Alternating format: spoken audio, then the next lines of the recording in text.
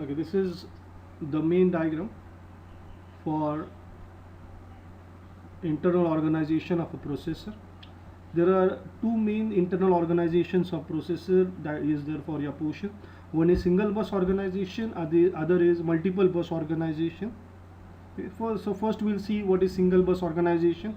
This diagram is for the single bus organization of the data path inside a processor.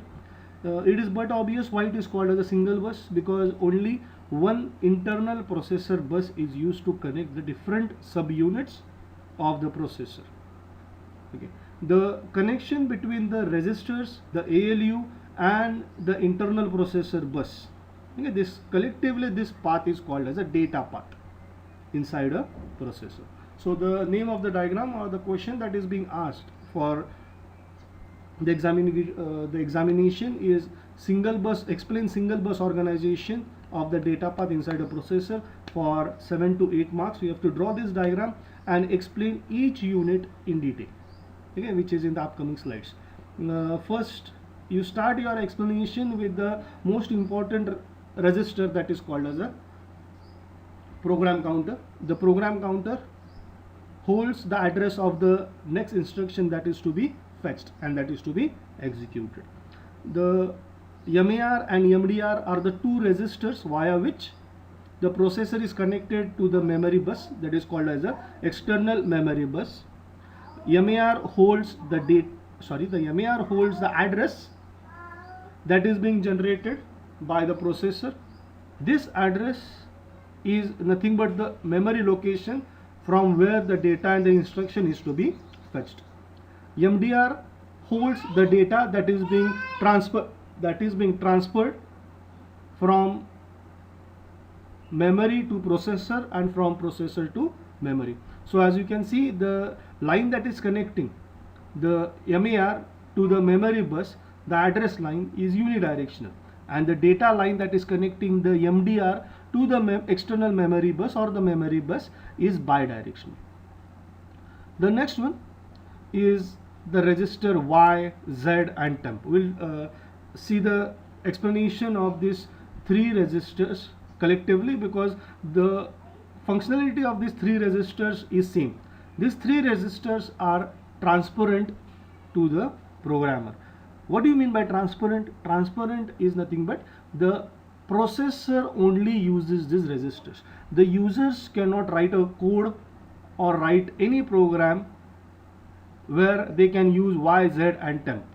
Okay, these registers are used for the temporary storage by the processor during the execution of the instruction or a program. Okay. So ALU, we'll move to the ALU. Just how the ALU is connected to the internal processor bus, what are the inputs to the ALU are very identical. ALU, as we know, it performs arithmetic and logical operations. So for performing any arithmetic or logical operation, you need operands. Okay, operands is nothing but the data. The data will be processed by the ALU and a result will be generated. To take the operands, the two operands, there is point A and point B of the ALU. One of the operand will be received at point A, the second operand will be received at point B. At point B, it is but obvious the data or the operand will be coming from one of the memory location or one of the registers on the internal processor bus. From the internal processor bus, that operand and the data will be taken directly at the point B. So the at point B, the ALU is connected directly to the internal processor bus. Okay, at point A, the second data or the second operand comes, but how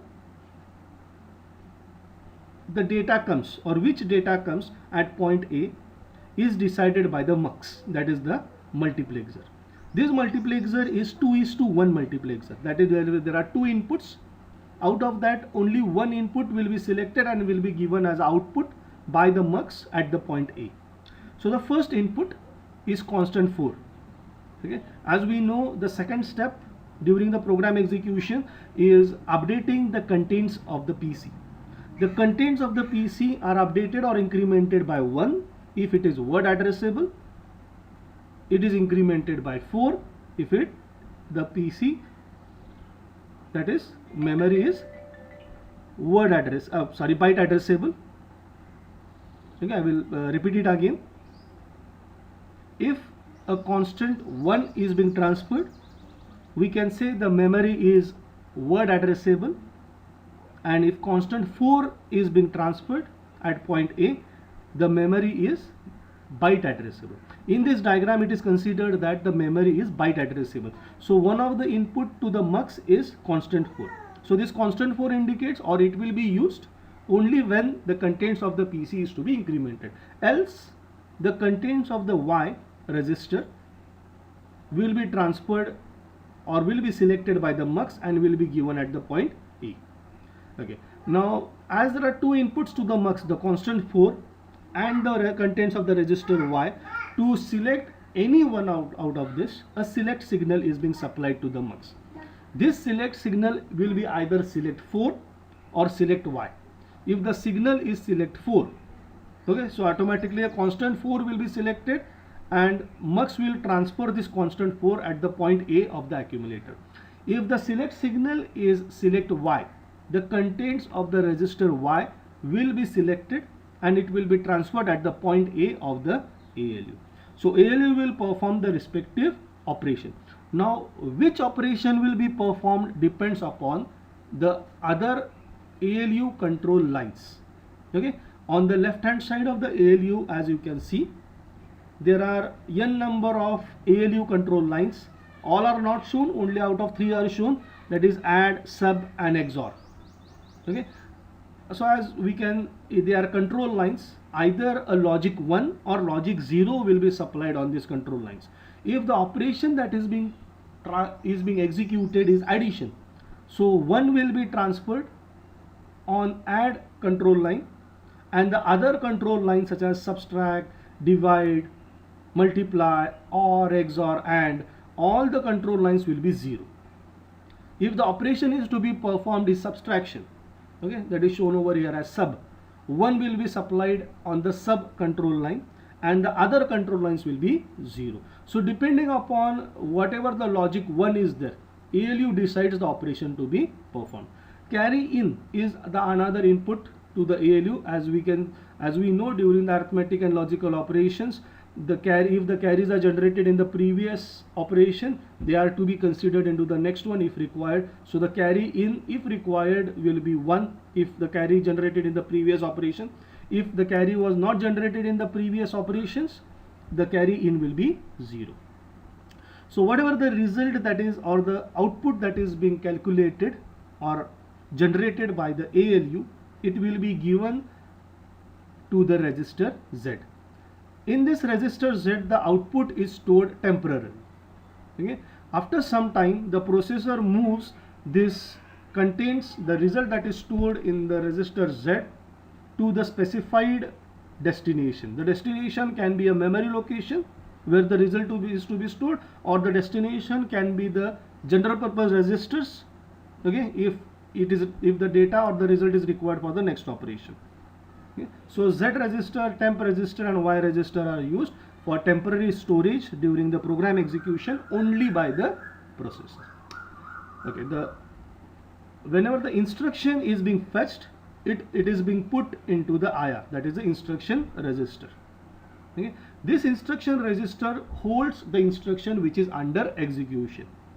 Okay. To execute the instruction first it should be decoded. So the instruction that is being stored in the IR, it is being transferred to instruction decoder and control logic unit. Okay. The instruction decoder will generate the necessary control signals depending upon what is the instruction being supplied to it, and the control logic will be controlling the other operations depending upon these control signals. If you can see, the control signals are given to the internal processor bus, as well as these control signals are also given to the external memory bus. Okay, so the control signals that are going upwards, okay, with the up arrow outside the instruction decoder, they are supplied to the external memory bus, okay, which is not shown in this diagram, but you have to understand this.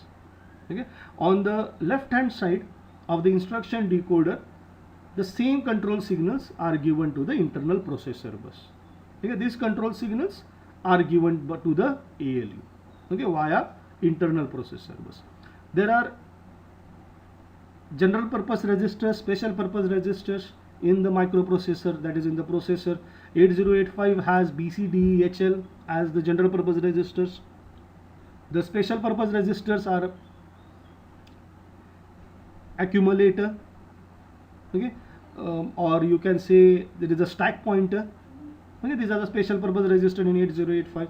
Similar sets of general purpose registers, special purpose registers are shown in this diagram as R0, R1 till Rn-1. Okay, so these are collectively, they can be general purpose, they can be special purpose registers. Okay, so these are the things that you have to explain in this diagram. Okay. This slide is just explanation. Just now I have explained in the previous slide, that is for the single bus organization of data path inside a processor. So we will run through these slides, okay, because already I have explained. Okay, you can go through this details. So why it is called as a single bus? Because there is a single common internal processor bus, which is also called as a P bus. So this diagram, this architecture or organization is called as a single bus organization. The external memory bus is used to connect the processor to the memory. It is being connected via the MAR and the MDR register, which is inside the processor. MDR holds the data that is being transferred between the processor and the memory. MAR holds the address generated by the processor. Okay, this address is of a memory location of a memory from where data or the instruction is to be fetched or the data is to be written. The control signals are generated by the ID and CL unit. ID and CL stands for instruction decoder and control logic unit. In the examination you have to write the full form, don't write the short forms. Okay, these control signals are transferred to both internal processor bus as well as the memory bus. Okay, depending upon these control signals, the the instruction will be executed or necessary control steps will be taken.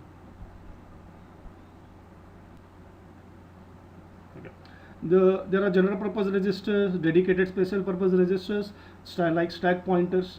Yeah, these registers are shown in the diagram as R0 to Rn-1. There are separate three registers Y, Z and temp, which are transparent to the programmer. That is nothing but it is used by the processor only for the temporary storage during the execution of the instruction. The mux plays a very vital role, that is what will be the other operand at the point A of the ALU. Okay, whether it will be the contents of the register Y or it will be the constant 4. Okay, so the constant 4 is used to increment the content of the PC. Okay, this constant 4 indicates that the memory is byte addressable. The contents of the register Y are transferred to the ALU point A if the select signal is select Y. If the select signal is select 4, constant 4 will be supplied at point A of the ALU.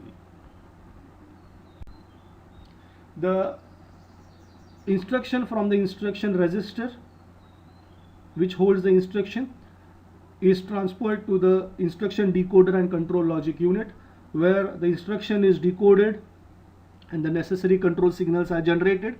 These control signals will be used to control the operation that is to be carried out.